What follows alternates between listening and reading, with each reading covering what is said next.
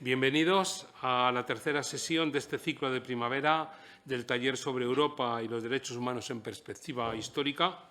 Hoy tenemos el gusto y el honor de contar con el profesor de la Universidad Libre de Bruselas, Víctor Fernández, quien va a hablar de los derechos humanos y las transiciones democráticas en Europa en un día tan señalado como el 80 aniversario del fin de la Segunda Guerra Mundial con la rendición de la Alemania nazi. Ahí es nada. Y antes de presentar formalmente a nuestro ponente de hoy, quiero agradecer el apoyo al Departamento de Historia Moderna e Historia Contemporánea por esta actividad y el apoyo al proyecto de investigación del Plan Nacional España y Europa, la presencia e influencia de España en las instituciones europeas. Y también quiero recordar que este taller forma parte de un ciclo de formación en estudios europeos e historia internacional de la cátedra Jean Monnet ISTEU, Historia de Europa y de la Integración Europea, y que este ciclo de primavera que inauguramos anteayer consiste en 4 días de ponencias más actividades prácticas. Por lo tanto, para los que no habéis estado en días anteriores, os recuerdo que la sesión de hoy consistirá en una conferencia a la cual seguirá algún tipo de actividad participativa y que al final de la primera parte dejaremos unos minutos para un turno de preguntas antes de pasar a la parte práctica. Y para que la gente que nos esté siguiendo en línea, si tenéis alguna pregunta, podéis escribirla en el chat de YouTube y nosotros la leeremos desde aquí al final de esta primera parte. Sin más dilación, paso a presentar a nuestro ponente muy rápidamente. Víctor Fernández Soriano es profesor del Departement d'Enseignement en Sciences de la Información y la Comunicación de la Faculté de Filosofía y Sciences Sociales de la ULB, es doctor en Historia por la ULB, realizó estudios de Historia e Historia del Arte en la Universidad Complutense de Madrid, por tanto, está en su casa, bienvenido de nuevo. Realizó estudios de Historia e Historia del Arte en la Complutense, ya lo he dicho, y en la Escuela Normal Superior de Pisa.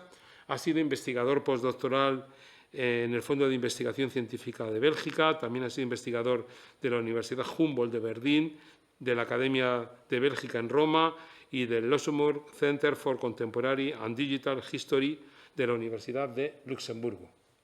Sus investigaciones giran siempre en torno a los derechos humanos internacionales y el activismo transnacional en los largos 70, su impacto en el derecho internacional y europeo, así como sus dimensiones sociales y culturales, y se interesa por las fuentes audiovisuales producidas por activistas de derechos humanos. Tiene una excelente tesis doctoral que lleva por título Le fusil et l'olivier, les droits de l'homme en Europe, face aux dictatures méditerranéennes, en el que analiza las relaciones europeas con las dictaduras del sur de Europa y cómo impulsaron a la Comunidad Europea a establecer una agenda sobre el cumplimiento de los derechos humanos. Se trata esta última de una obra de referencia y me ocupó el honor y el placer de ser miembro del tribunal que evaluó esa tesis doctoral, con lo cual lo recuerdo con un enorme placer. Asimismo, ha publicado en revistas de primer nivel como Journal of European History, European Review History, 20e siècle, Cahiers de droit européen y en España Melange de la Casa Velázquez o Ayer. Víctor, además, no solamente es un antiguo estudiante de la Complutense y, por tanto, un querido colega, sino también un gran amigo, por lo que es un placer y un gusto tenerte hoy aquí. Te agradezco la presencia, el que hayas viajado desde Bruselas y te paso la palabra. Muy bien, pues muchísimas gracias Antonio y Carlos también por la invitación y a Alan también. Es un placer estar de vuelta aquí. Esta es efectivamente mi alma mater, como dicen sobre todo los anglosajones. Aquí es donde empecé mi carrera de estudiante y de investigador y bueno, y siempre se vuelve al redil y ese es mi caso, al menos hoy. Bien, hoy vengo a hablar de los derechos humanos y el proceso de integración europea desde el punto de vista de las transiciones democráticas. Es un tema que ya tengo un poco manido, puesto que es, en definitiva, el tema principal de mi tesis doctoral y de mis investigaciones derivadas de esta, a pesar, y bueno, y como suele ocurrirnos a menudo, muchas veces después de la tesis doctoral intentamos buscar nuevos proyectos, intentamos de alguna manera divorciarnos de la tesis doctoral, pero al final acabamos volviendo a este matrimonio a veces feliz, a veces turbulento de la investigación de uno mismo y su proyecto de tesis doctoral. Entonces, bueno, pues encontrarán en Internet, si me buscan, una serie de publicaciones que están muy relacionadas con lo que voy a decir hoy, entre ellas el libro inspirado en mi tesis doctoral.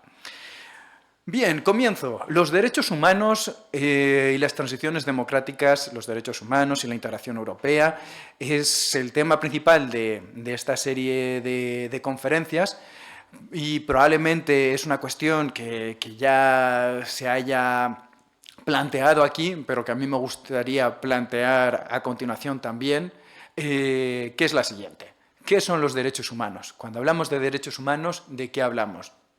Pues es una pregunta que en realidad lanzo al aire, no tengo una respuesta ahí, muy definida y creo que en realidad, salvo los juristas, en general los especialistas que se interesan por los temas relacionados con los derechos humanos, desde el punto de vista de la historia, de la ciencia política y la sociología, tampoco tienen unas respuestas muy concluyentes con respecto a qué son los derechos humanos. Ya saben que bueno, desde el punto de vista de la filosofía y ese debate si son derechos positivos relacionados con la noción de ciudadanía, tal y como desarrollaron los pensadores del siglo de las luces y como forjaron a continuación las revoluciones americana y francesa, pero también hay quien defiende que son derechos naturales inherentes al ser humano y que por tanto tienen un carácter universal, tal y como ha sido la concepción de los derechos humanos, sobre todo desde el siglo XX, desde inicios del siglo XX, pero con mayor fuerza desde el final de la Segunda Guerra Mundial que hoy conmemoramos. Los juristas en general son mucho más tajantes al respecto. Yo muchas veces he preguntado a juristas especialistas de los derechos humanos qué es lo que entienden ellos por derechos humanos y su respuesta tiende a ser básicamente la misma, que es los derechos humanos son derechos humanos. Pues bueno, pues porque son unos derechos codificados en una serie de textos fundamentales del derecho internacional que también evocaré hoy y que suponen la fuente de toda la jurisprudencia al respecto y de alguna manera el tótem sagrado de los juristas especializados en derecho internacional y en derecho de los derechos humanos. En realidad, como decía, no vengo a dar respuestas. Lo que vengo aquí es a plantear el interés de reflexionar en torno a los derechos humanos desde la perspectiva de la historia. Cómo los derechos humanos es una noción que a lo largo del tiempo va cambiando de significación, es decir, probablemente el sentido primario de la noción no varíe, pero sí lo que cambia son los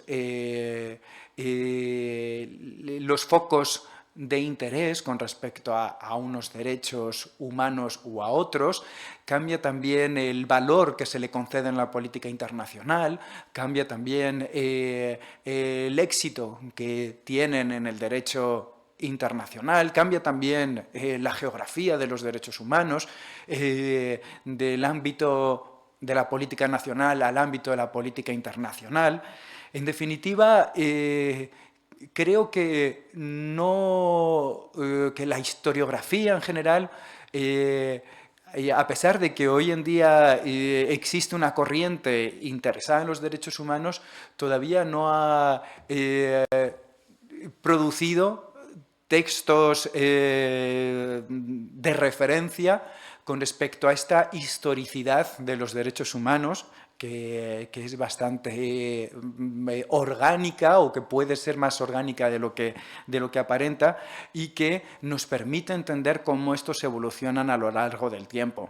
Digo esto porque el tema que nos ocupa en el seminario hoy y estos días, el de los derechos humanos y la integración europea, yo creo que se entiende mejor teniendo en cuenta este factor evolutivo esta historicidad de los derechos humanos.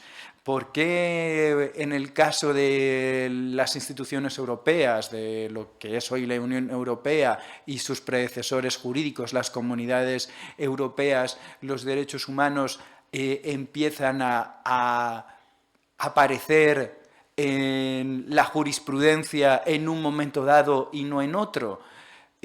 ¿Por qué este derecho europeo de los derechos humanos o de los derechos fundamentales, como se habla en el ámbito de la Unión Europea, se interesa en un momento más por cuestiones de integridad física y en otro más por cuestiones de libertades individuales o de igualdad?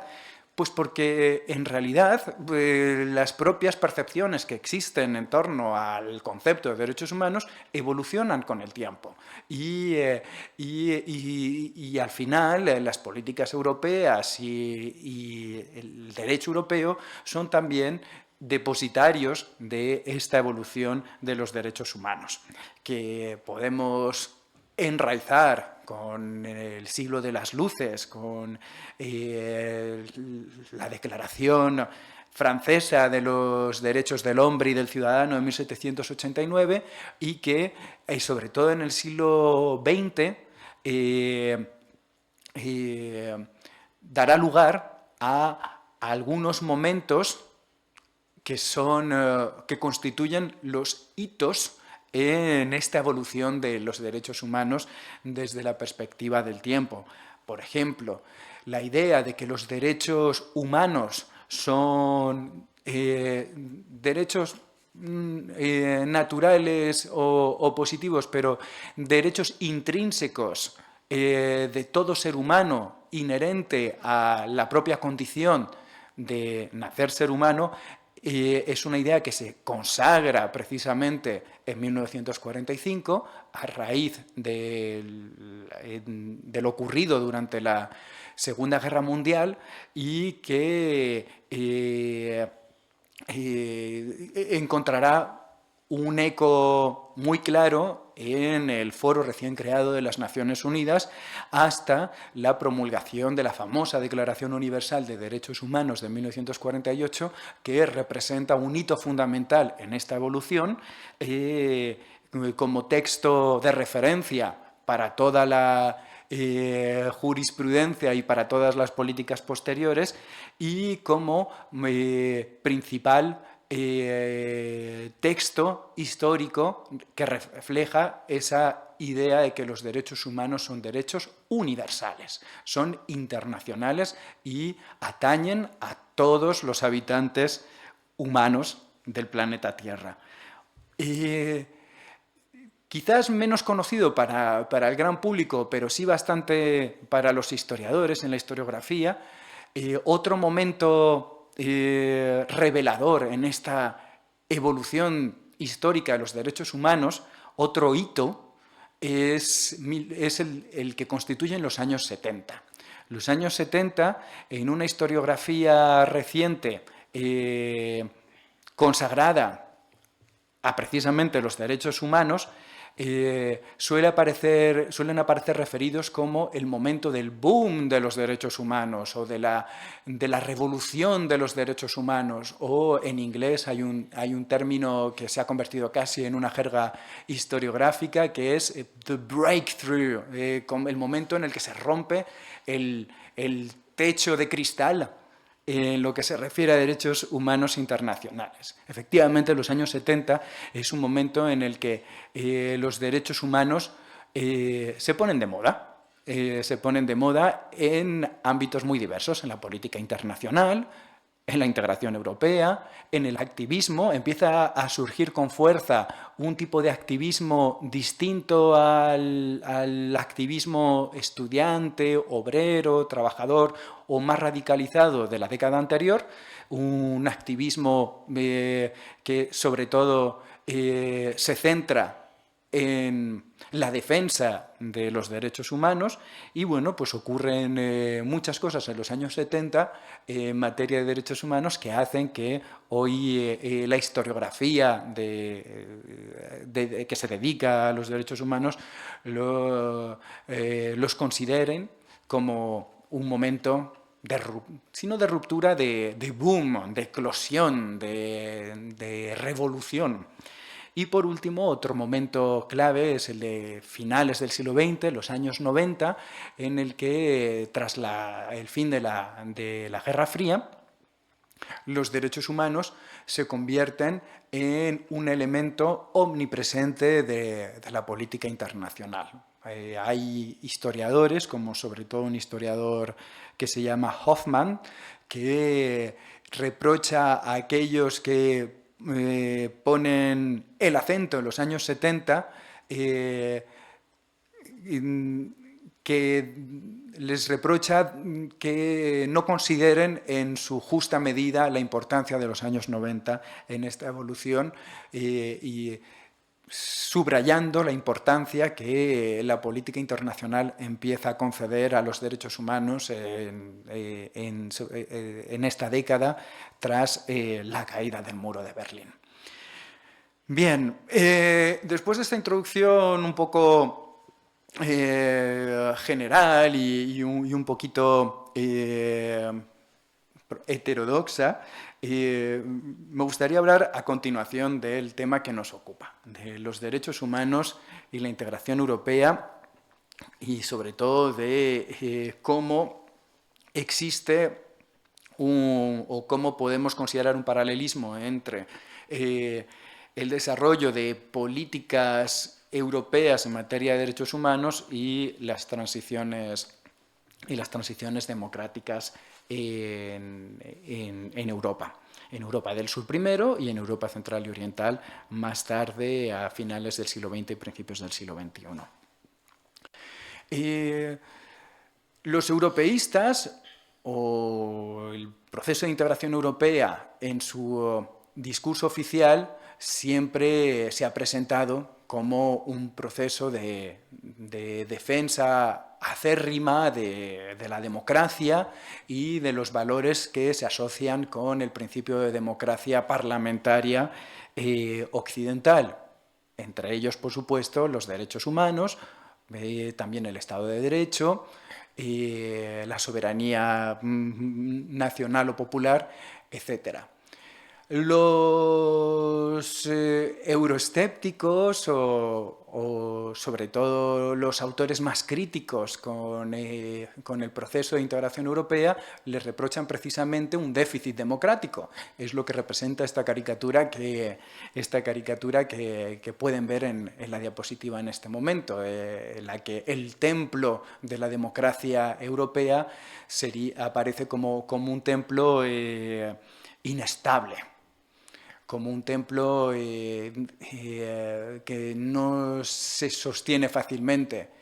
Y a día de hoy, en la actualidad política, precisamente nos lleva a plantearnos cuáles son efectivamente los cimientos de ese sentido de democracia europea a raíz, pues de lo que ocurre desde el punto de vista de la política en países como Hungría, más recientemente Rumanía o Italia o con lo que también está ocurriendo desde el punto de vista electoral, con el auge de una extrema derecha profundamente nacionalista, ultranacionalista, como se diría con el lenguaje de la ciencia política, y también profundamente euroescéptica.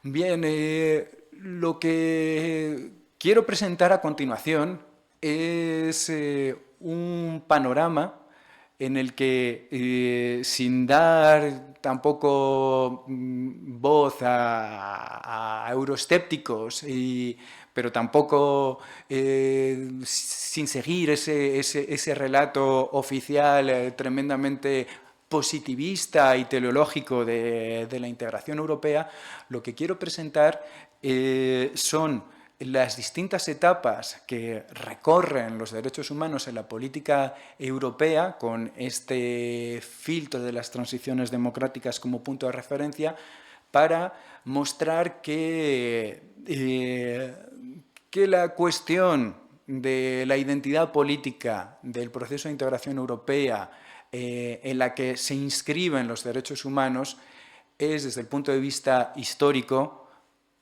compleja y, sobre todo, rica y mucho más diversa de lo que a priori se puede presentar desde relatos históricos, digamos, más orientados hacia un lado o hacia otro. Tengo yo las diapositivas. Bien, y la primera pregunta que quería hacer al respecto es la de la relación, en definitiva, entre los derechos humanos y la Unión Europea. ¿Qué derechos humanos garantiza la Unión Europea hoy? ¿Cómo podemos conocerlos? Pues es tan simple como acudir al texto de referencia en materia de derechos humanos de la Unión Europea, que es la Carta de los Derechos Fundamentales de la Unión Europea. La Carta de los Derechos Fundamentales de la Unión Europea, que pueden encontrar en su versión española a través del enlace que aparece en la diapositiva o utilizando el código QR, un texto aprobado 2 veces en la historia de la integración europea, la primera vez en el año 2000 y a continuación en el año 2007 a raíz de la firma del Tratado de Lisboa. ¿Por qué me refiero a esta Carta de Derechos Fundamentales? Porque me parece un buen colofón del proceso histórico al que me voy a remontar a continuación. La Carta de los Derechos Fundamentales de la Unión Europea, que tiene hoy en día un carácter vinculante y refleja bastante bien ese pasado orgánico y muchas veces complejo de la integración europea, al menos el proceso de integración europea asociado a las comunidades europeas primero y a la Unión Europea después, a partir de la entrada en vigor del Tratado de Maastricht en 1993, de distintos puntos de vista. Primero, el título, la Carta de los Derechos Fundamentales. Es interesante constatar que el término preferido en el derecho europeo no es el de derechos humanos o derechos del hombre, sino derechos fundamentales. ¿Por qué el término que utiliza el derecho europeo es el de derechos fundamentales y no el de derechos humanos? Bueno, tampoco tengo una respuesta contundente al respecto. Me parece que la razón principal está también vinculada a la historia del propio proceso de integración europea, puesto que durante mucho tiempo los derechos humanos, entendidos como tales, con esa apelación, se consideraron un ámbito jurídico y político propio de otra organización, de otra entidad europea, el Consejo de Europa. El Consejo de Europa, que es el ámbito legal que alumbró la Convención Europea de Derechos Humanos en 1950, es el ámbito jurídico del que depende hoy en día, en el que se inscribe hoy en día el Tribunal Europeo de Derechos Humanos, y durante mucho tiempo las comunidades europeas derivaron las discusiones en torno a los derechos humanos a ese ámbito político y jurídico que era el que se consideraba natural para los derechos humanos. De ese modo, cuando las instituciones europeas empiezan a desarrollar una política y una jurisdicción propia en materia de derechos humanos, prefieren utilizar otra denominación, que es la de derechos fundamentales, que es una denominación en principio más genérica, que quizás no alude directamente a esa noción justnaturalista del término derechos humanos. Son simplemente los derechos fundamentales, fundamentalmente garantizados en el ámbito jurídico de las comunidades europeas. Y bueno, y durante mucho tiempo en las instituciones de las comunidades europeas y Unión Europea cultivaron, alimentaron ese juego retórico con el Consejo Europeo, de tal manera que hoy en día, en el lenguaje jurídico propio de la Unión Europea, seguimos hablando de derechos fundamentales y de la Carta de los Derechos Fundamentales de la Unión Europea. Sin embargo, cuando leemos esa carta, enseguida entendemos que por derechos fundamentales la Carta entiende exactamente lo mismo que la Convención Europea de 1950 o la Declaración Universal de 1948 entienden como derechos humanos. Luego también me resulta interesante la estructura de la Carta, que se refiere a una serie de grandes nociones que aún a día de hoy forman parte de lo que la Unión Europea considera sus grandes valores, los valores intrínsecos de la Unión Europea, y que la Carta de los Derechos Fundamentales declina en 7 secciones diferentes, en 6 secciones diferentes, en 7 títulos distintos, en los que cada gran valor o cada gran ámbito se resume con una palabra. El título 1, dignidad; el título 2, libertades; título 3, igualdad; título 4, solidaridad; título 5, ciudadanía; y título 6, justicia.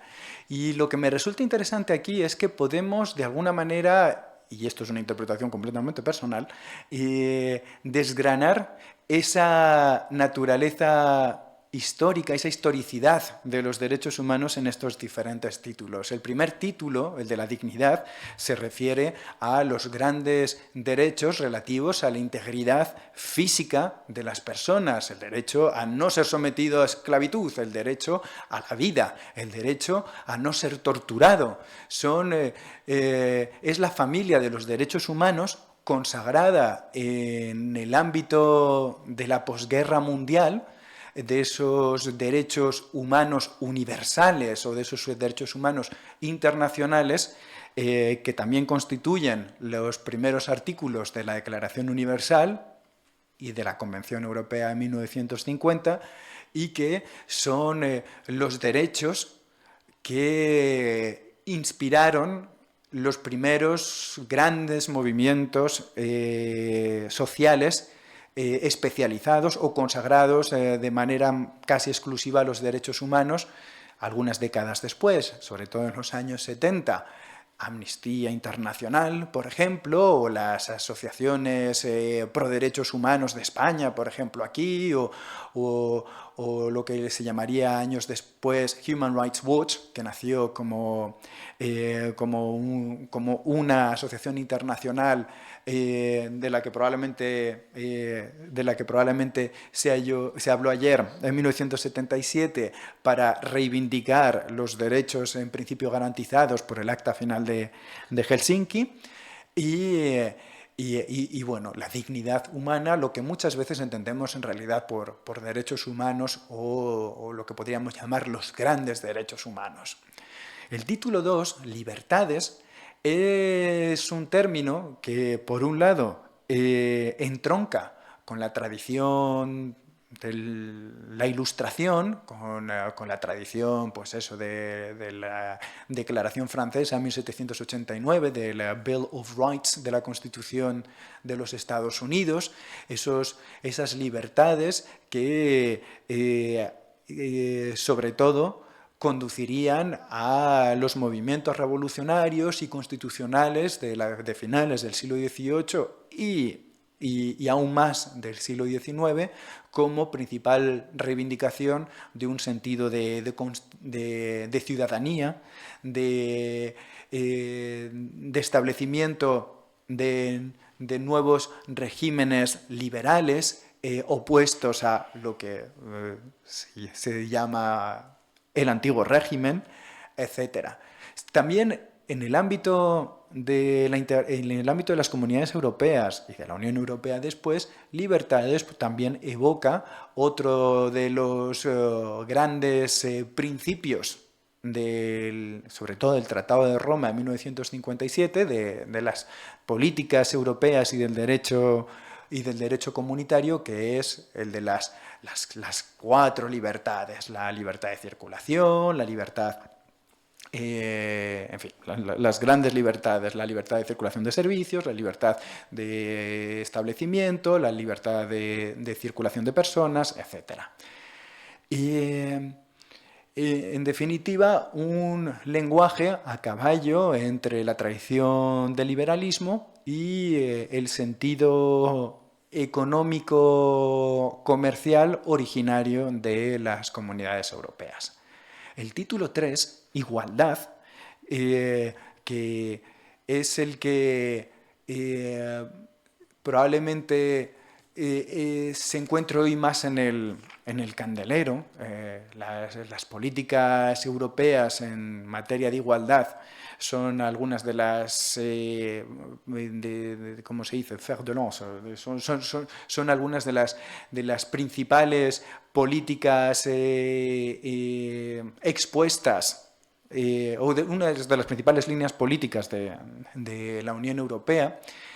Y la igualdad, o la idea de la no discriminación en razón de sexo, de género, en razón o sí de origen general, o no discriminación por consideraciones racistas, etcétera.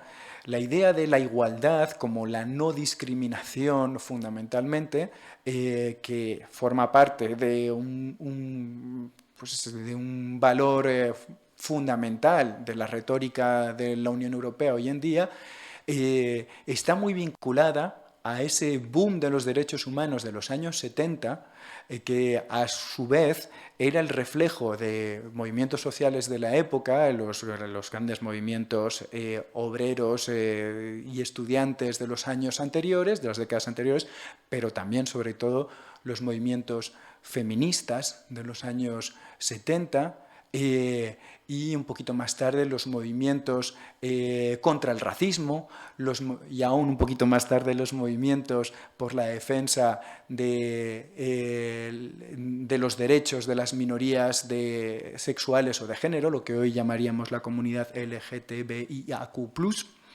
etc. Y bueno, el título 5, Ciudadanía, perdón, el título 4, Solidaridad, también muy vinculado a ese contexto de los años 70, ese contexto en el que convergen los movimientos obreros y estudiantes heredados de épocas anteriores y que vuelven a eclosionar y a florecer en la Europa posterior a los 30 gloriosos. Ese contexto también en el que se producen las grandes fallas del telón de acero que conducirán a finales de la década de los 80 a la caída de los regímenes comunistas prosoviéticos. En fin, Solidaridad es un nombre evocador, sobre todo para la historia polaca de esta época, etc. Ciudadanía es un término que entronca con esa tradición más constitucional de los derechos humanos, como los derechos constitutivos de la ciudadanía, como los derechos que establecen las normas de vida en sociedad en los regímenes liberales primero y democráticos después. Es un término que, bueno, que no solo entronca con esa sensibilidad liberal heredada de la Revolución Francesa, sino también con otras tradiciones radicales, socialistas, socialdemócratas y demás posteriores. Y por último, justicia.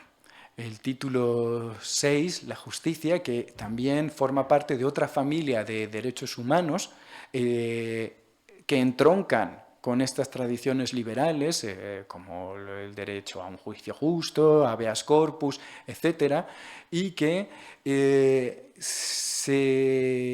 tuvieron también un momento importante en esta historia de los derechos humanos a finales del siglo XIX y a principios del siglo XX, con el muy mediatizado caso Dreyfus en Francia, que llevaría a la creación de las primeras ligas de derechos humanos en Francia y en otros países europeos después, y que defendían sobre todo la importancia de los derechos humanos de carácter judicial.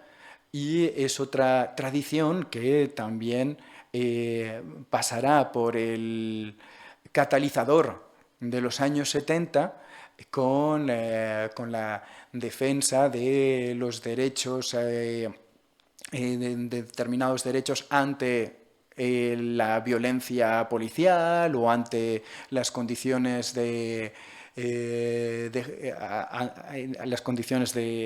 me sale ahora mal la palabra, las condiciones de arresto y de... Habeas corpus. Sí, el habeas corpus, y luego también las condiciones de vida en las prisiones, la figura del prisionero y sobre todo el prisionero político que se convierte en un elemento recurrente tanto del discurso como de la iconografía de los movimientos por los derechos humanos en los años 70 y quizás incluso un poquito antes, en los años 60.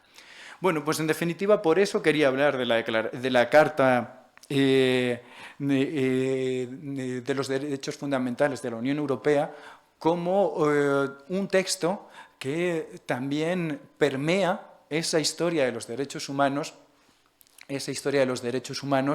de trayectoria larga y que podemos modular de manera diferente según el paso del tiempo y en base a quizás estos hitos, estos momentos clave en su desarrollo. ¿En qué ámbitos de la política europea se aplican los derechos humanos? Bueno, pues esta era una pregunta que quería a lo mejor dirigir de manera más abierta al público, a la audiencia. No tenemos muchos auditores hoy, pero así que, bueno, si me lo permiten, voy a dar las respuestas yo misma a continuación. Sobre todo con las gafas del historiador, la Unión Europea y los derechos humanos los derechos humanos se articulan en el ámbito de la Unión Europea y de las comunidades europeas antes de la creación de esta, en 1992-93, en quizás estos 5 grandes ámbitos. Por cierto, se me ha olvidado hablar del marco de aplicación de la Carta de los Derechos Fundamentales de la Unión Europea.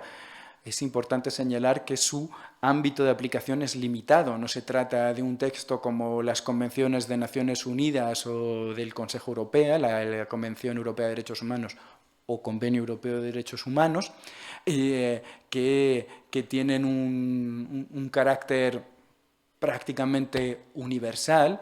La Carta de los Derechos Fundamentales de la Unión Europea se aplica esencialmente a las instituciones europeas o al ámbito del derecho europeo.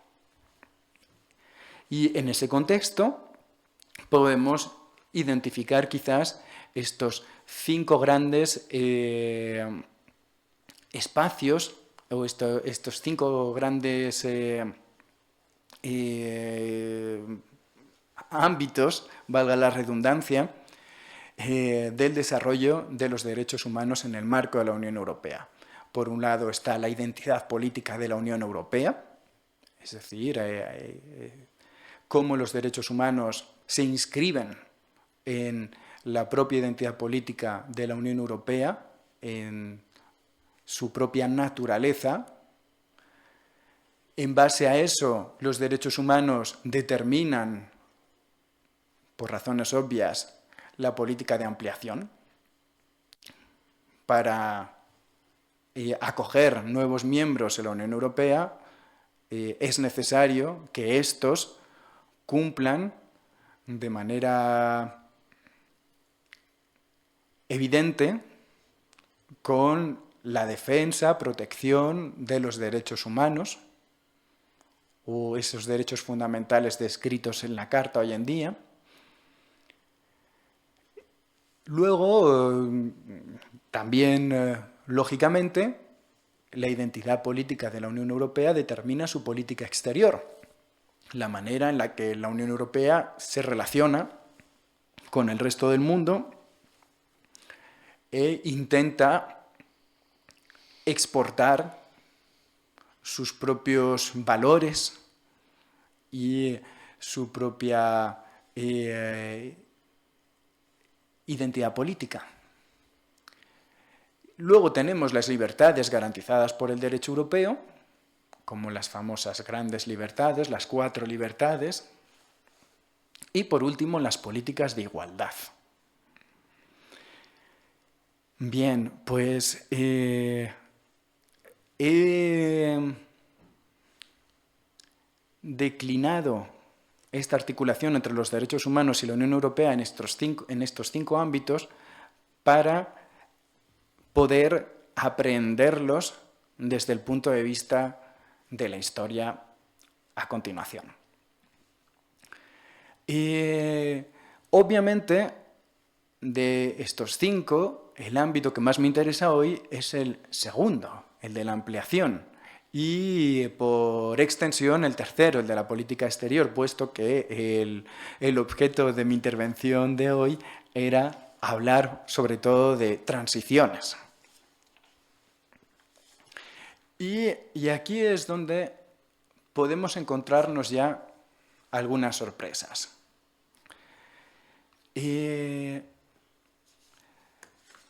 Lo primero de todo, la primera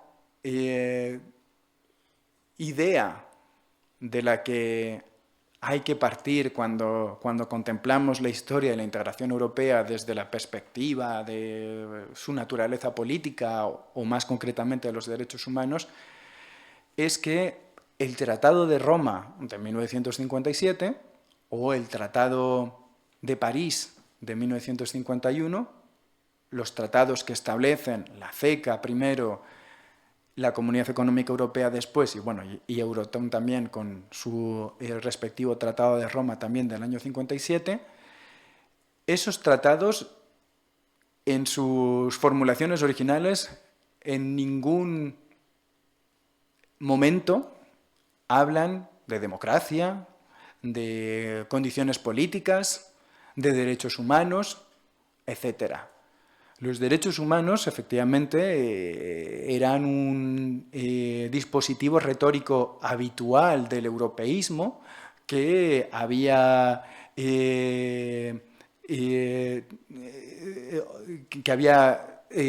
también permeado al proceso de integración europea, tal y como se empezó a institucionalizar en la posguerra, pero pues por una serie de razones que sobre las que tampoco voy a profundizar a continuación, en el año 57, cuando se constituyen las comunidades económicas europeas, no se considera que estos tengan que formar parte del ámbito normativo de las nuevas comunidades que se conciben como organizaciones en origen esencialmente, si no exclusivamente, económicas o incluso, rizando un poco más el rizo, comerciales, al menos en lo esencial en sus orígenes.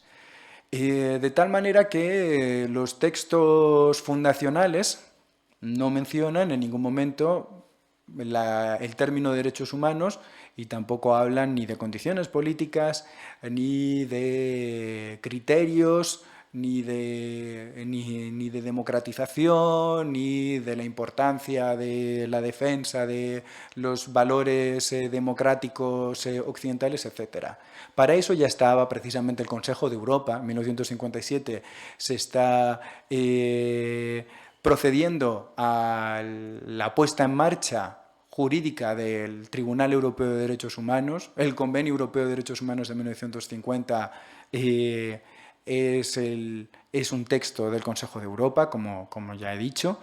Y luego también las iniciativas que habían surgido en el ámbito institucional de las comunidades europeas precedentemente para introducir elementos políticos, elementos más constitucionales en el ámbito de estas comunidades europeas, pues no habían funcionado. Me estoy refiriendo sobre todo a un proyecto de comunidad política europea al que se asoció en origen el proyecto de Comunidad Europea de Defensa de 1952, que se saldó, como probablemente sepan, en fracaso en 1954. Con lo que las cosas no estaban, los ánimos no estaban como para hablar mucho de derechos humanos o de condiciones políticas en el ámbito de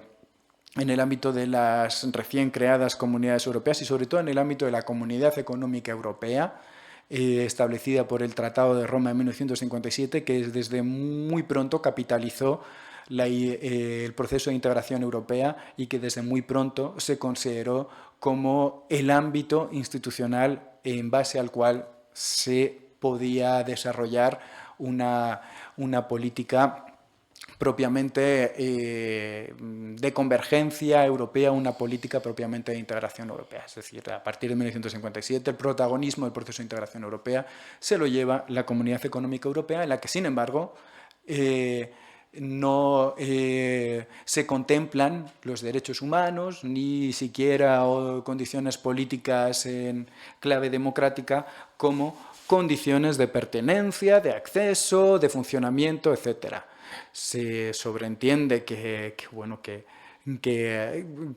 un trasfondo democrático tiene que haber, al menos tal y como se entendía en la época, puesto que los países fundadores son estados de derecho y regímenes parlamentarios democráticos occidentales, y se entiende que el funcionamiento de las nuevas instituciones y de las nuevas comunidades responde a la filosofía política de sus estados fundadores y miembros, pero poco más.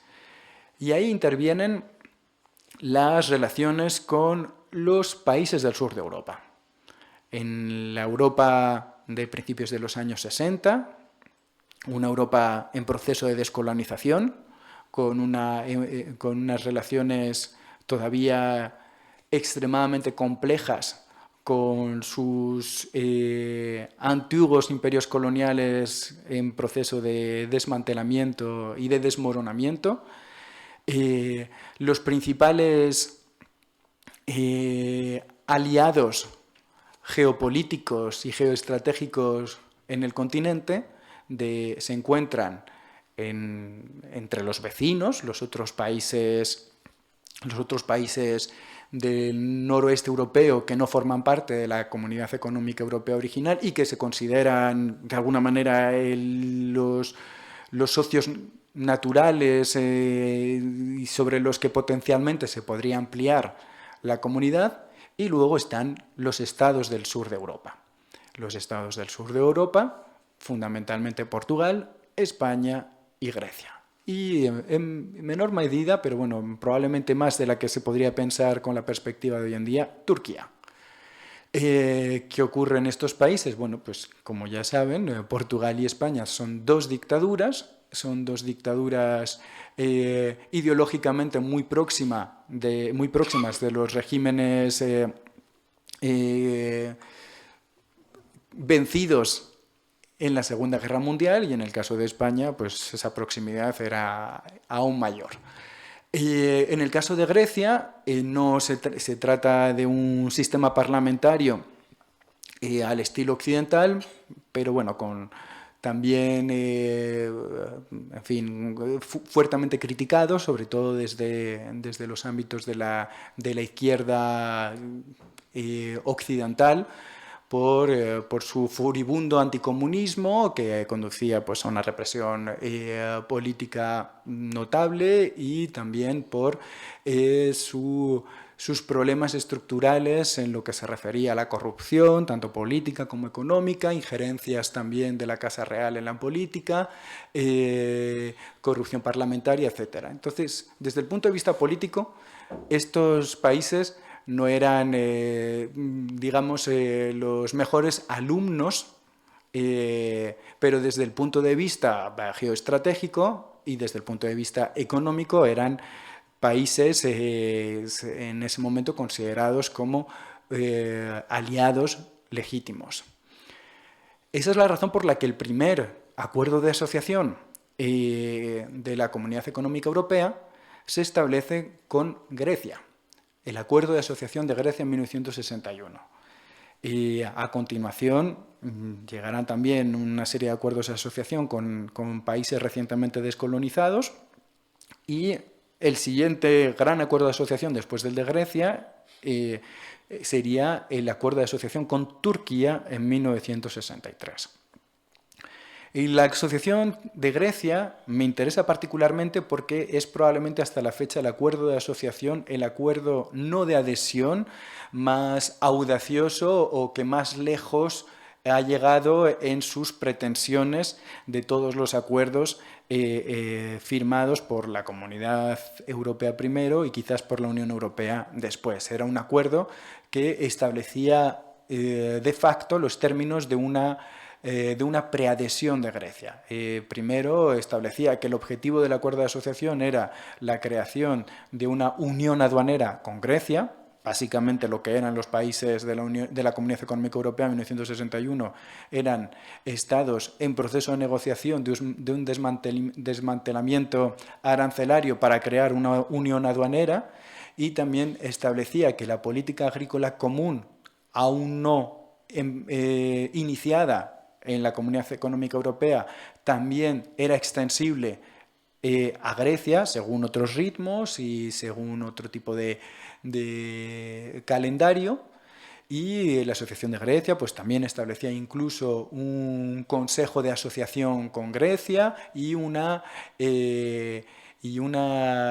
asamblea, una pequeña delegación parlamentaria de diputados griegos que podían interactuar con los eurodiputados.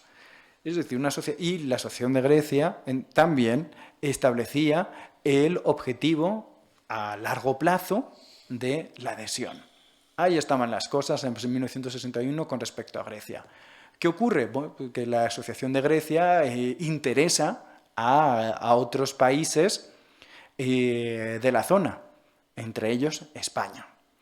De tal manera que en febrero de 1962 el gobierno español envía una solicitud de negociaciones a la Comunidad Económica Europea, una carta que en la historiografía se conoce como la Carta Castella, puesto que fue enviada por Fernando Castella, el ministro de la época.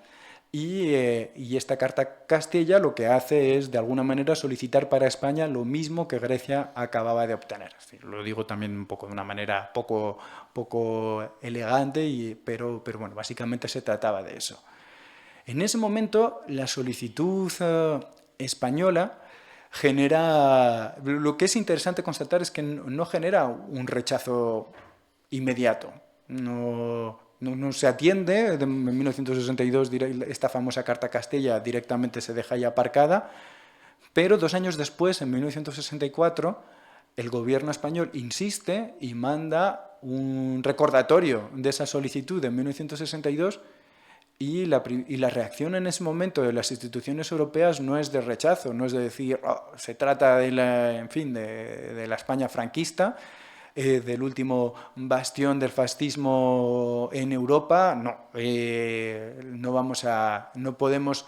Es de alguna manera un mito que se ha acabado consagrando posteriormente en la, en fin, en una narrativa de la adhesión de España a las comunidades europeas, esa idea de que no podía ser porque era una dictadura.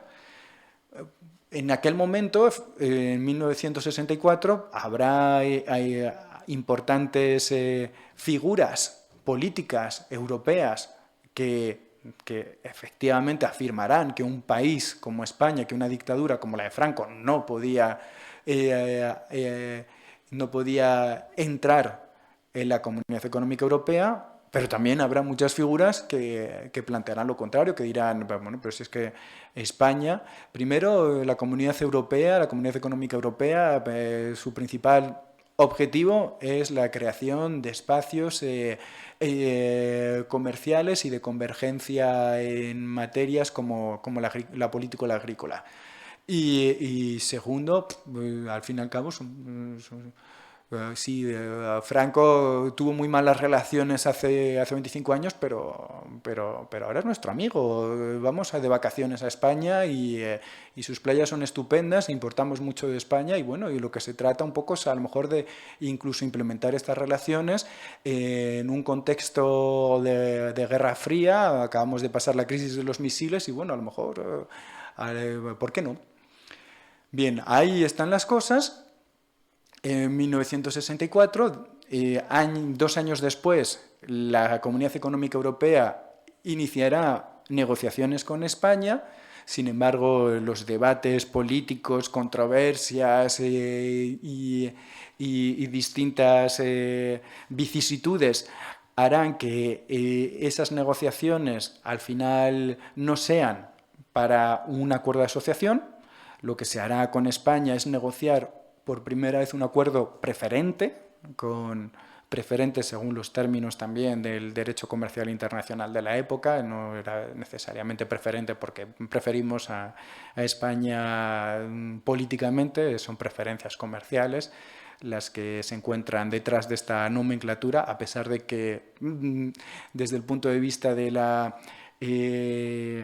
en fin, de la retórica, pues bueno, llamar acuerdo preferente al acuerdo con España también transmitía ese mensaje de benevolencia con respecto al régimen español de entonces. Y entre medias, golpe de Estado en Grecia. En abril de 1967, justo en el momento en el que más o menos se había determinado que la solicitud de asociación de España no iba a derivar en una asociación, que de alguna manera se había introducido el principio de que la asociación se tenía que limitar a al menos en el caso de las asociaciones con Europa, a las democracias al estilo de los Estados miembros. En ese momento, golpe de Estado en Grecia. En abril de 1967, una junta militar dirigida por un grupo de coroneles se hacen con el poder en Atenas y establecen una dictadura reaccionaria, de extrema derecha, fuertemente represiva, que a continuación se hará infamemente conocida por sus prácticas de tortura política, etc. La dictadura de los coroneles. El problema es que para ese momento Grecia era ya un estado fuertemente vinculado a la Comunidad Económica Europea, era el estado asociado por excelencia. En 1967 el desarrollo de esa asociación con Grecia se encontraba en una fase, bueno, no muy avanzada, pero bueno, una fase que no era ya inicial. Y bueno, y eso supone un problema al que se suma el impacto mediático que el golpe de Estado en Grecia tiene, sobre todo en países occidentales en los que se acusará a sus gobiernos respectivos de mantener la dictadura de los coroneles en el poder a través del apoyo que le prestaban en los foros internacionales, sobre todo en la OTAN en el Consejo de Europa y en la Comunidad Económica Europea. También hay que decir que en este momento Grecia era también un Estado miembro del Consejo de Europa y un Estado signatario del Convenio Europeo de Derechos Humanos y que, por tanto, estaba sometido al ámbito jurídico de la Comisión y Tribunal Europeo de Derechos Humanos. El Tribunal Europeo de Derechos Humanos en tiempos estaba dividido en dos instancias, la Comisión y el Tribunal Europeo de Derechos Humanos, y Grecia tenía que responder ante ellas también. Esto genera una controversia política internacional que se traduce en varias cosas. Ahora hablaré de lo que pasa en el Consejo de Europa, pero en la Comunidad Económica Europea deriva en la decisión de congelar, entre comillas, es el término que se utiliza en la época, el acuerdo de asociación con Grecia. La congelación de la asociación de Grecia. ¿Qué quería decir esto? Pues tampoco mucho. La congelación de la asociación de Grecia fundamentalmente significaba que la Comunidad Económica Europea se negaba a implementar las disposiciones del acuerdo de asociación que aún no habían sido negociadas o discutidas. Es decir, que la Comunidad Económica Europea se limitaba al simple cumplimiento de las fases ya iniciadas de la asociación con Grecia y al funcionamiento del ámbito jurídico de la asociación de Grecia. A ello se suma una decisión más significativa en septiembre-octubre de 1967, que es la de cortar las ayudas financieras a Grecia, porque entre las múltiples disposiciones de la Asociación de Grecia estaba la de la posibilidad que Grecia tenía de solicitar ayudas financieras al Banco Europeo de Inversiones. Algo que, bueno, que también sigue resultando excepcional visto desde el presente, que un país asociado recibiese directamente ayudas financieras del Banco Europeo de Inversiones. Era el caso de Grecia, pero estas ayudas se suspenden en septiembre de 1967.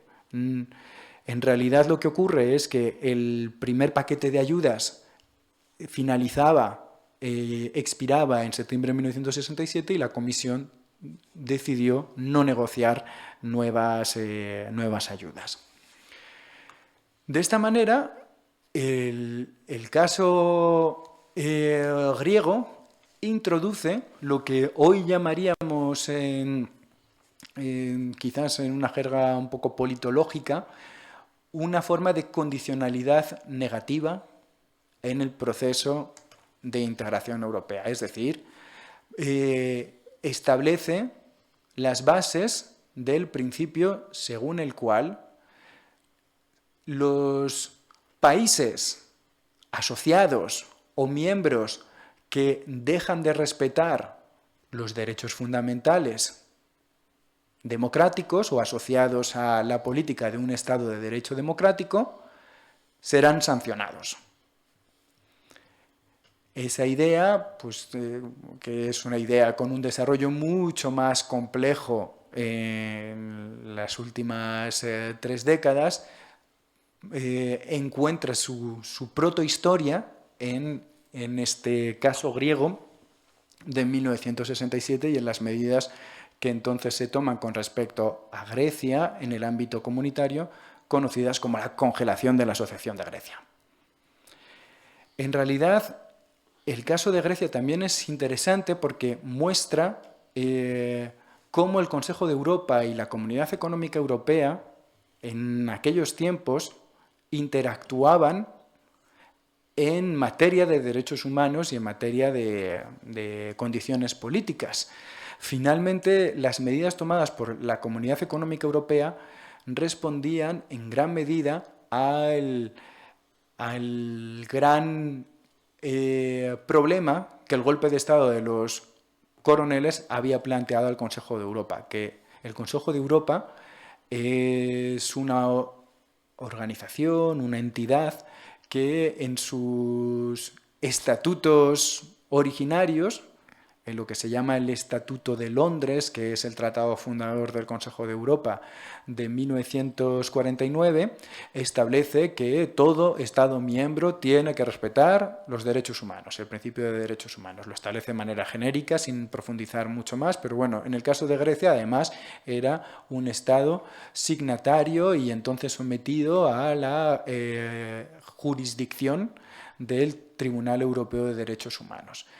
Lo que ocurre en ese momento en el Consejo de Europa es que tras una serie de vicisitudes que aparecen descritas y explicadas en este maravilloso libro del que soy coautor, publicado hace unos meses, se decide expulsar a Grecia.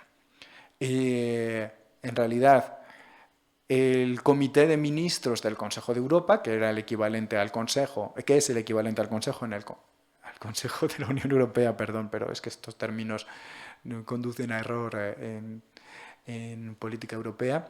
El Comité de Ministros del Consejo de Europa, es decir, la reunión de los ministros de Asuntos Exteriores de los Estados miembros del Consejo de Europa, el 12 de diciembre de 1969, decide expulsar, por razones políticas y por el no respeto de los derechos humanos codificados en el Convenio Europeo de Derechos Humanos, a Grecia. En ese momento, en un giro de guión inesperado, Grecia, antes de que el Comité de Ministros pueda votar esa decisión, decide retirarse ese mismo día, el 12 de diciembre de 1969, del Consejo de Europa. Esa es la expulsión de Grecia del Consejo de Europa, que establece una jurisprudencia que llamada a tener un recorrido más corto quizás de lo que se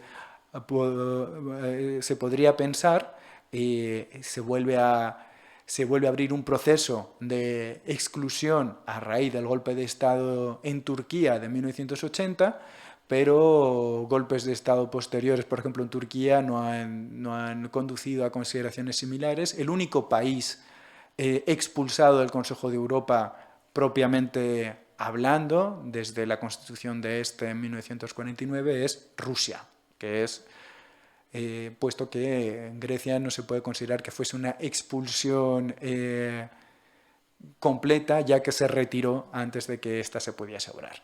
Pero bueno, en definitiva, existe ese paralelismo entre el caso griego y el caso ruso, que hablan bastante de ese juego, que juego en el sentido quizás inglés de la palabra, esa interconexión entre el Consejo de Europa y la Comunidad Económica Europea y a continuación la Unión Europea.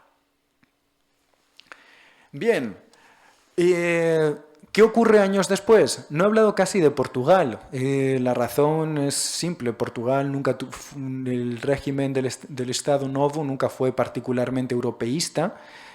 Portugal era un Estado miembro de la OTAN y también era un Estado miembro de la EFTA, de la Asociación de Libre Comercio Europeo. Portugal había obtenido un acuerdo ventajoso o que consideraba lo suficientemente ventajoso con la Comunidad Económica Europea en 1972 a raíz del acuerdo anterior de España, pero sobre todo como consecuencia de las negociaciones que la Comunidad Europea emprende en el momento en el que el Reino Unido, Irlanda, Dinamarca y Noruega en principio también, comienzan un proceso de adhesión con la Comunidad Económica Europea, con los otros miembros de esta EFTA, de esta Asociación de Libre Comercio Europeo, a la que pertenecía Portugal. Bueno, pues en ese momento, en 1972, Portugal obtiene un acuerdo que le parece lo suficientemente ventajoso probablemente, y el europeísmo portugués existiendo tampoco tiene un recorrido comparable al de, por ejemplo, español, el de al que ocurre en la dictadura española. 1974, Revolución de los Claveles, el proceso político de transición portuguesa que inicia la Revolución de los Claveles conduce a una situación geopolítica efervescente en Portugal, que en un momento dado se percibe como una situación geopolíticamente tensa en el ámbito de la Guerra Fría.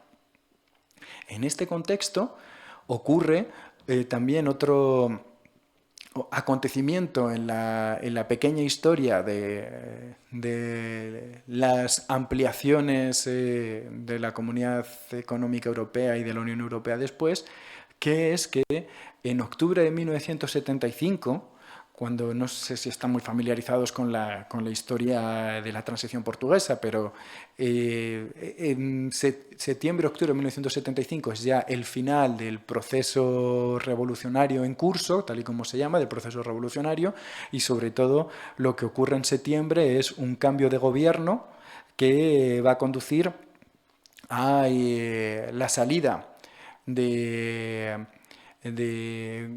Gonçalves, del primer ministro más revolucionario de los años anteriores del gobierno portugués, y la entrada de una figura de perfil mucho menos revolucionario, que es Pinheiro de Azevedo, y que junto al presidente portugués de entonces, Costa Gomes, intentan radicalizar sobre todo el ala más revolucionaria del movimiento del movimiento de las Fuerzas Armadas, del proceso revolucionario, etc. En este contexto de tensión política en Portugal, la Comunidad Económica Europea ofrece lo que llamará entonces una ayuda excepcional de urgencia a Portugal de 150 millones de unidades de cuenta europeas, más o menos, poco más o menos son, pues creo que son como 140 millones de dólares o algo, o no sé si es más o menos, bueno, en definitiva no es una cifra muy distinta en dólares, una ayuda que la concede de manera extraordinaria, una vez más, el Banco Europeo de Inversiones. Quizás es un hecho tampoco determinante, pero que contribuye a la introducción de otro tipo de condicionalidad europea, de una condicionalidad positiva, puesto que con esta ayuda la Comunidad Económica Europea implícitamente o indirectamente prima a un proceso político que se decanta por los valores asimilables a los de las democracias parlamentarias europeas de la época, etc. Condicionalidad negativa y condicionalidad positiva son, de hecho, dos principios de la política de la acción exterior de la Unión Europea hoy en día, y que marcarán, de hecho, la política exterior europea, sobre todo a partir de los años 80. Y que tienen sentido en este contexto de las transiciones, puesto que contribuyen a establecer el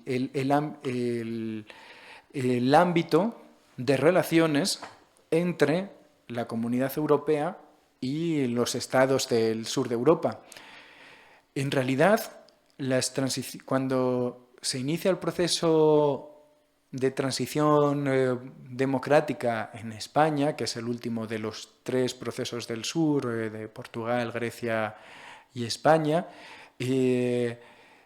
Para entonces, la idea de Europa como solución, la idea de una integración en las instituciones europeas, primero el Consejo de Europa como antesala de las comunidades europeas y a continuación de las comunidades europeas, en base a unas buenas notas como alumnos democráticos y respetuosos de un Estado de Derecho basado en los derechos fundamentales, aparece ya en filigrana de alguna manera. Es una idea que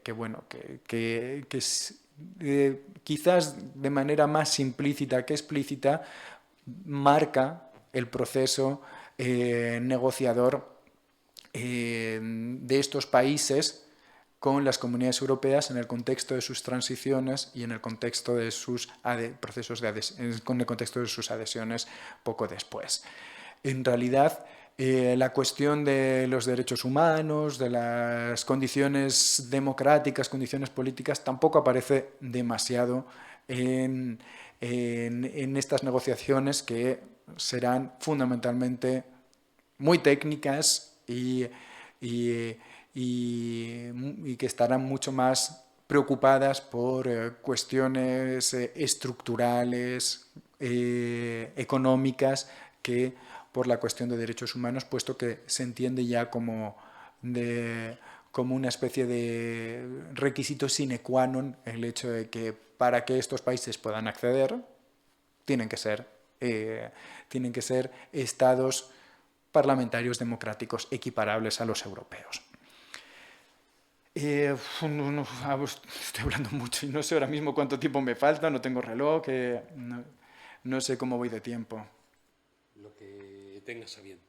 Pues es que no lo sé, es que no lo sé, a lo mejor entre medias ya hay un nuevo papa y nos lo hemos perdido. No lo sé. ¿Hay papa? ¿Habemos papa? Hay fumata blanca. Fumata blanca. Bueno, pues entonces, no sé, ¿tú cómo lo llevas, Luis? Sí, es verdad. No, si quieres seguir, podemos seguir un poco más. ¿Qué hora es? ¿Cuánto tiempo Pues mira, tengo? llevas aproximadamente, ¿cuánto?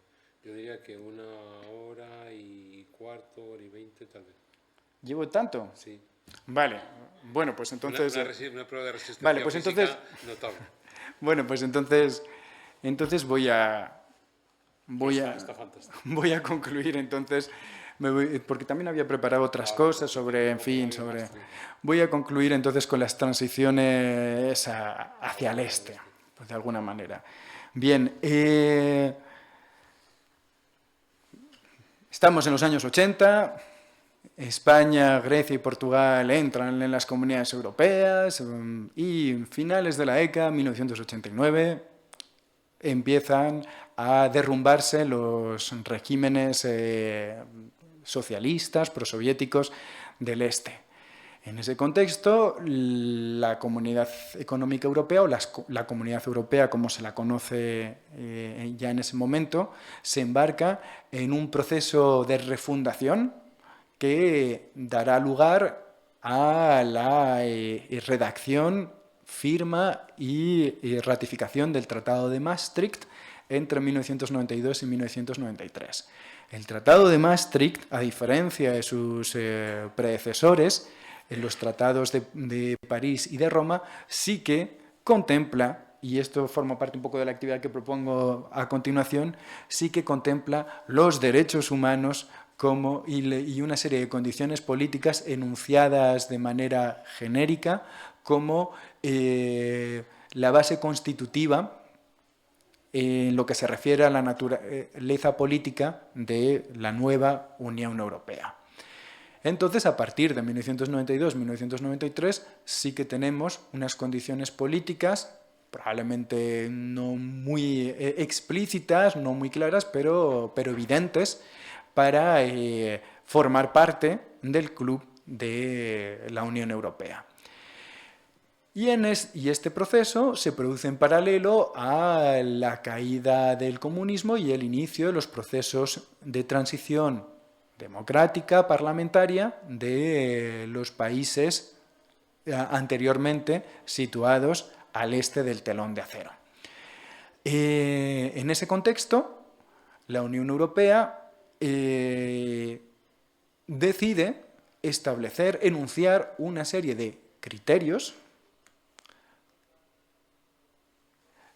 que enuncia en un primer momento en un informe llamado Europa y el desafío de la ampliación, publicado por la Comisión en junio de 1992. Estamos realmente en el proceso de ratificación del Tratado de Maastricht y que abocará durante ese mismo periodo, ese mismo intervalo de tiempo, a la adopción o a la enunciación más que adopción de una serie de criterios políticos enunciados por el Consejo Europeo de Copenhague del 21-22 de junio de 1993, conocidos en consecuencia como los criterios de Copenhague. Estos criterios de Copenhague, bueno, cuyo texto no he incluido, pero que tampoco es un texto, digamos, muy técnico, es simplemente una serie de criterios, de condiciones políticas enunciadas más que otra cosa, que establecen que para formar parte de la Unión Europea es preciso que los estados candidatos sean estados de derecho, respeten los derechos humanos, posean instituciones democráticas estables y protejan a sus minorías. Es sobre todo algo que tiene sentido en el caso de buena parte de precisamente los países en transición en aquel momento.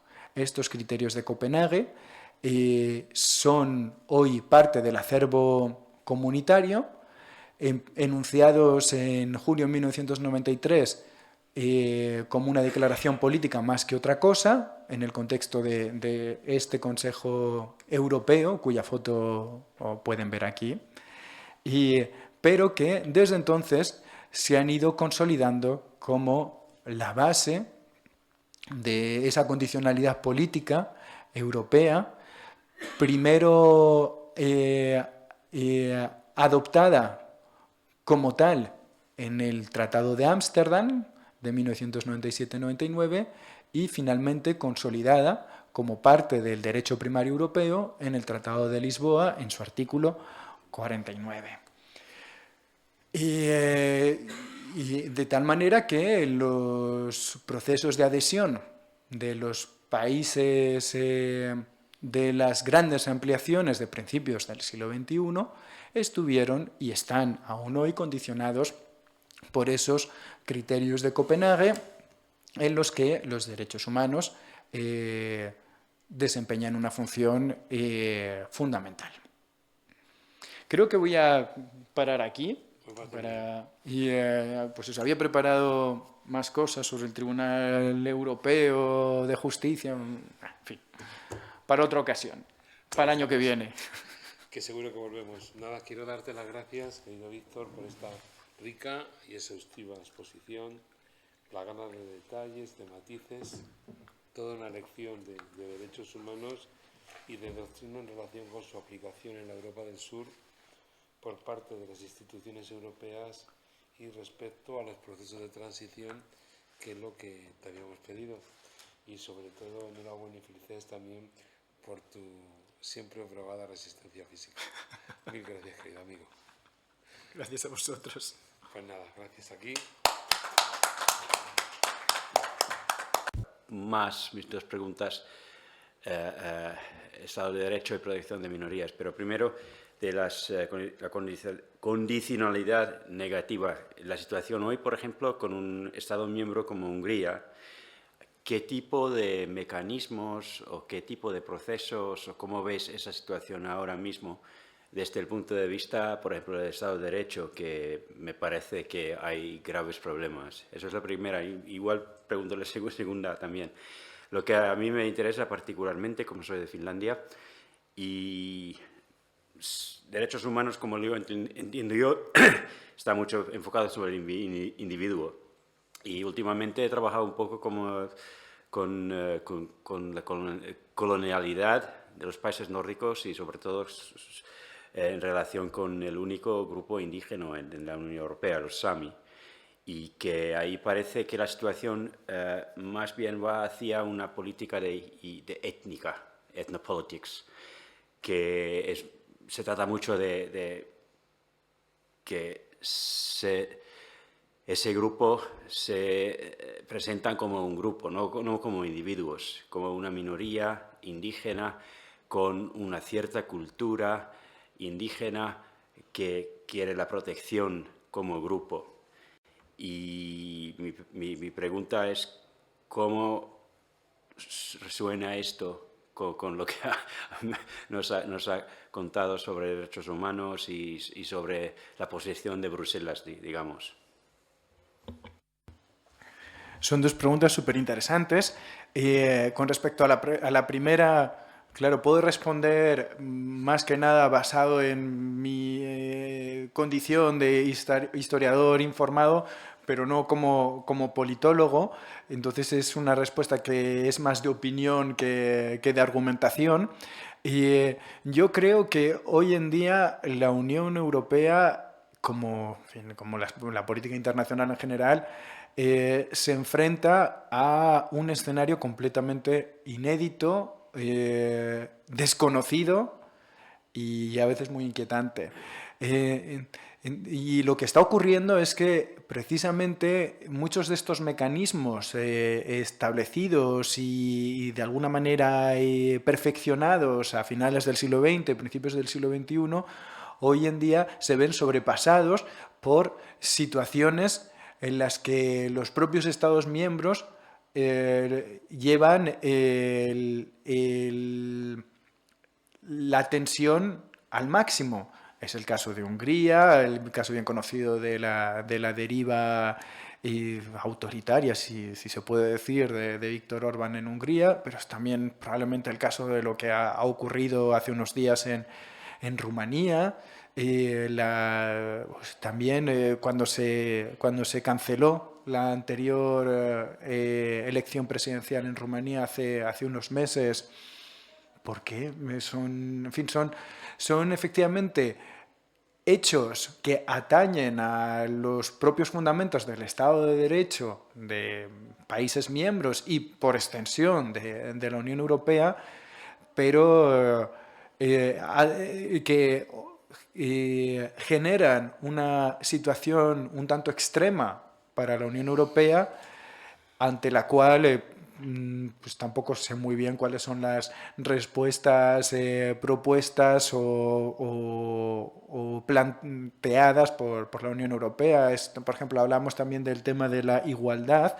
Antes decía en la introducción y casi me reía un poco de lo que sonreía al decirlo, que la igualdad es uno de los valores que hoy en día constituyen un pilar al menos de lo que la Unión Europea pretende ser como entidad política. Si uno va, por ejemplo, a consultar la página web de la Unión Europea, hay en el sitio web hay una página dedicada a los valores de la Unión Europea, en la que precisamente la igualdad representa una parte muy importante, pero claro, en la igualdad sí, en el derecho europeo, pero el derecho europeo sobre todo se interesa por las relaciones de trabajo o también de alguna manera por el derecho privado de, pues eso, de las familias, el reconocimiento de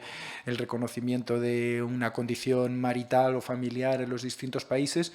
Hoy en día el ataque sistemático de Estados miembros como Polonia, más quizás hace unos años, pero también hoy en día, Italia, Bulgaria, a los derechos en materia de igualdad adquiridos por comunidades como la LGTBQIA+,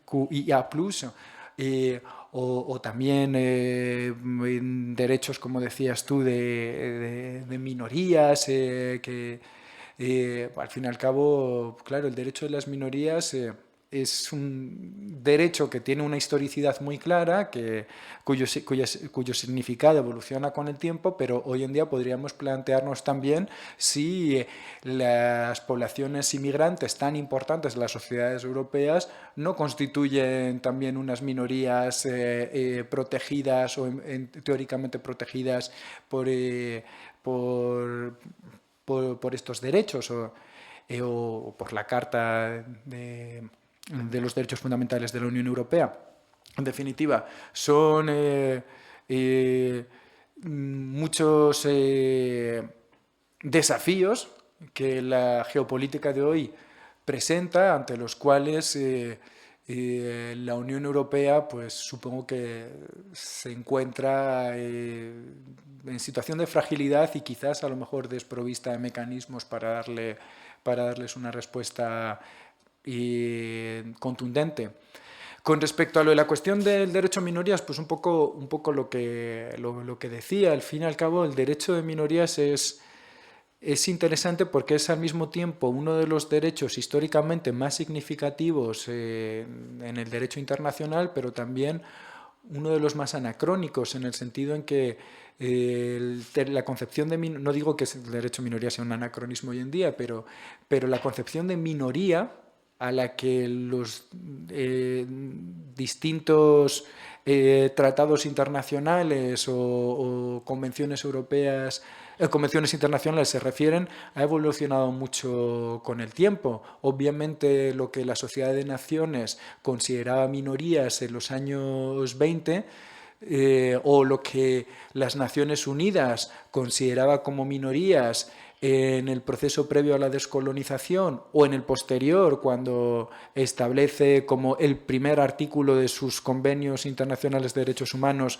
el derecho de las minorías a disponer de ellas mismas, se referían a contextos muy distintos del actual, a contextos de estados multiétnicos o multiculturales o multinacionales, como también se dice historiográficamente, a contextos de estados coloniales o poscoloniales. Entonces, en definitiva, es también una noción cuyo sentido actual es, al menos a mí me resulta difícil también comprender. Si me permites un momento en relación con lo que planteabas, yo veo bastante difícil el tema de la expulsión. Y yo no soy jurista tampoco, también soy historiador informado y es un poco mi opinión personal. Si no me equivoco, es el artículo 50 del Tratado de Lisboa el que permite la salida de un Estado miembro de la Unión, pero tiene que ser por carácter voluntario, tienes tú que solicitarlo. Creo que en caso de determinadas circunstancias se permite cierta suspensión, por ejemplo, en el Consejo Europeo, se permiten determinado tipo de sanciones, pero avanzar en una expulsión directa implicaría una reforma de los tratados, y una reforma de los tratados implica necesariamente tenerlo que hacer por unanimidad, como me vais viendo la línea de la argumentación, lo cual se convierte en un problema bastante grave, ¿no? Es grave incluso desde el punto de vista de realizar sanciones o suspensiones, porque no es, ya te lo digo, no es un voto, es un voto por unanimidad. Entonces, evidentemente, al no haber ningún tipo de ponderación, con la Iglesia hemos topado. Este es un problema grave. Y sí, esta es una cuestión que en este momento pues desgasta increíblemente a la Unión Europea. Se lleva discutiendo este tema desde hace bastante tiempo. Incluso antes, desde la entrada de la gran ampliación de 2004, ya estaba debate. En Niza ya se plantearon este tipo de temas, si no recuerdo mal todo esto. Y luego también en el año 2000 se tomaron aquellas medidas contra el gobierno austriaco por apoyarse en la extrema derecha en ese momento para gobernar, que hoy en día pues eso causan risa. Lo del tema poscolonial, sí. no sé un poco la situación en la que nos encontramos, pero es una situación complicada porque quizás si vamos hacia este tema, vamos hacia determinadas minorías como consecuencia de los procesos de migración, lo cual plantearía un problema grave, pero tal como lo has planteado, quizás sería el caso de Francia, en algunos territorios de ultramar, posiblemente en el Pacífico Sur, nos encontraríamos en una situación complicada. Yo creo que son esos dos ámbitos quizás en los que podrían plantearse este tipo de cuestiones, ¿no? Y desde luego no haya ninguna implementación. El tema de postcolonial y los enfoques decoloniales evidentemente están a la orden del día y ya sabéis que cuando hablamos de europeización, la europeización también puede ser negativa porque la europeización también puede ser impuesta y en ese sentido acaba generando determinado tipo de problemas, sobre todo si lo haces con pueblos no europeos, y este es otro problema que tiene la Unión Europea desde el punto de vista, por ejemplo, de su poder blando. Es decir, en algún momento tendrá que pedir Europa perdón por la europeización. Sí, y ahí lo dejo. Este es un debate que es mucho más intelectual que jurídico desde mi punto de vista. Si me deja hacer un comentario. Bueno, primero podemos sobre Groenlandia, que ellos dejaron a la Comunidad Europea por su propia voluntad, que ahora no es un problema de la Unión Europea lo que está ocurriendo. Pero como un detalle, cuando entraron Suecia y Finlandia, y en el caso de Suecia en 95, hubo un periodo de 5 años en que la Unión Europea, según estos principios, ponía presión a Suecia para reconocer sus minorías y de hecho en 2000 hubo una ley sobre grupos de minoritarios, de fenoparlantes y de derechos de idioma fueron definidos porque en la Constitución sueca no había ningún punto de que ponía que el sueco es el idioma oficial. Pero el 2000 era idioma oficial y con idiomas de minoritarias, el finés, el yiddish y el romani y el sami, notablemente. Y de ese sentido también ha sido un efecto positivo. Pero creo que en el caso del sami es que es un poco, las cosas han ido desarrollando de tal manera que lo que se consideraba ya lo de la decolonización un proceso ya acabado, que surge de nuevo, que bueno, eso no como un comentario. Pregunta, ¿el Suomi es el finlandés?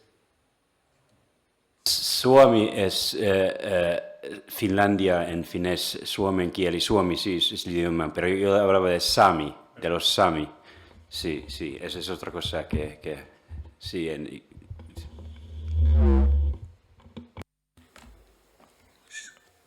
Sí, si me permitís un brevísimo apunte.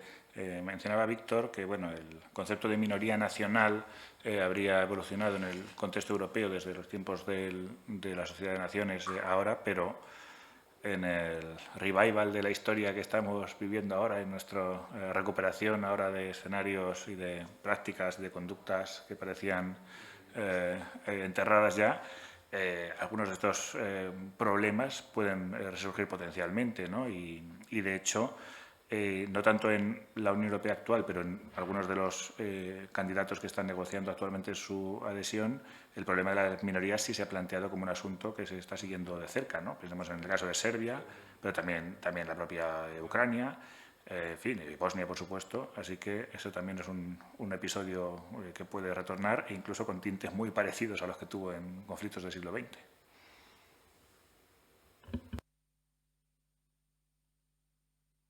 Yo estoy totalmente de acuerdo contigo. Se ha hablado muy alegremente de la ampliación hacia los Balcanes. Yo lo entiendo de una perspectiva geopolítica, entiendo el elemento estratégico que hay detrás de ello, pero veo una enorme cantidad de inconvenientes desde una perspectiva democrática y desde los derechos humanos. Entonces veremos a ver qué es lo que pasa. Creo que lo que se trataba por parte de la Unión Europea era lanzar el mensaje de que eras un país candidato, que estabas negociando, que estabas en un contexto de preadhesión, pero recordar que también está la situación, por ejemplo, de otros países. Me refiero a Ucrania, me refiero a Georgia y en algún momento anteriormente también en el caso de Bielorrusia. O sea, es decir, la situación es bastante complicada. Y esta ampliación, en caso que se produzca, habrá que tener mucho cuidado con ella y recordar que siempre tenemos el eterno candidato, que es Turquía, y que no sabemos muy bien a dónde va a parar esto. Pero yo sigo insistiendo que en Turquía siempre se acaba poniendo un elemento de sentido común. Si Turquía no es miembro de la Unión Europea, no es por una cuestión religiosa, no es por una cuestión democrática, es sencillamente porque Turquía sería el país que tendría más votos en el Consejo, tendría más parlamentarios y se llevaría una gran parte del presupuesto comunitario y había que hacer una reforma del Tratado de Unión Europea ad hoc para poder evitar meter a Turquía dentro de la Unión Europea. Aparte que nos encontraríamos con minorías nacionales. Por ejemplo, en Alemania, como empiezan a repartir pasaportes los turcos, veremos qué pasa. O sea, es decir, la cosa es más delicada de lo que parece muchas veces cuando nos ponemos a hablar de Europa. Siempre hemos pensado desde España que Europa es la solución, pero muchas veces se nos olvida que Europa es también un problema en sí mismo, y un problema grave. Si me permite un comentario también que es interesante, como la relación entre la Unión Europea, sus instituciones y las obligaciones de los países miembros, que de hecho, como sabemos, hay mucho poder político en cada país. Y yo estuve hace un par de meses con un grupo de estudiantes, estuvimos en Letonia, en Riga, y en el Parlamento, que, bueno, 40% son ruso-hablantes en Latvia, como 10-20% no tienen ciudadanía. Algunos se lo han ofrecido, son nacidos en Latvia después de la independencia, y algunos no quieren porque consideran que todavía no están tratados como ciudadanos propiamente. Y no se puede aplicar, se puede solicitar, y ellos no quieren solicitar porque quieren que se darán automáticamente. Entonces estamos ante un problema bastante grande. Y en el Parlamento, por ejemplo, solo se habla letón y es un requisito de poder trabajar en letón. Y hay como una prueba y lo que yo podía entender entre las líneas que no es muy... Lo pasan bastante fácilmente, pero generalmente tenemos casi la mitad de la nación de su primer idioma que está completamente y cada uno puede entender lo que puede, cómo se puede jugar en la mano del régimen actual en Rusia, por ejemplo. Y y Estonia un poco menor, pero ese problema también existe. Pero en Letonia es bastante monumental, digo yo. Un poco la solución española al asunto. Nosotros tenemos un Estado compuesto en la que hay diferentes lenguas oficiales y hay una campaña para que se reconozcan oficialmente, por ejemplo, el catalán y el euskera como lenguas oficiales en el Parlamento Europeo. Nosotros estaríamos, nos han dicho muy bien, pero esto lo pagáis vosotros. España ha dicho no hay ningún problema, pagamos. El problema lo están poniendo otros países. Y estoy mirando a los bálticos y no únicamente ellos que dicen, ojo, ¿a dónde vamos? ¿Qué torre de Babel estamos construyendo? Entonces, claro, yo no, sin meterte en eso, en la cuestión técnica, os comento que este es un debate que, bueno, yo creo que las circunstancias de agenda han hecho que no sea un tema que esté en primera plana, pero en otro contexto esto sería primera plana y ocuparía gran parte del debate europeo hoy, porque es un debate identitario, previo, el ser para decidir. Y aquí empezaríamos con los problemas nuevamente. Pero es verdad esto que estás diciendo de que tenemos aquí una cuestión y que está muy directamente vinculada con los derechos humanos y con los elementos de las libertades y los derechos fundamentales, como muy bien tú apuntabas, derechos humanos y derechos fundamentales, que no es exactamente lo mismo. ¿Any cuestión? ¿Más cosas? Tomamos una pausa entonces. Una pausa.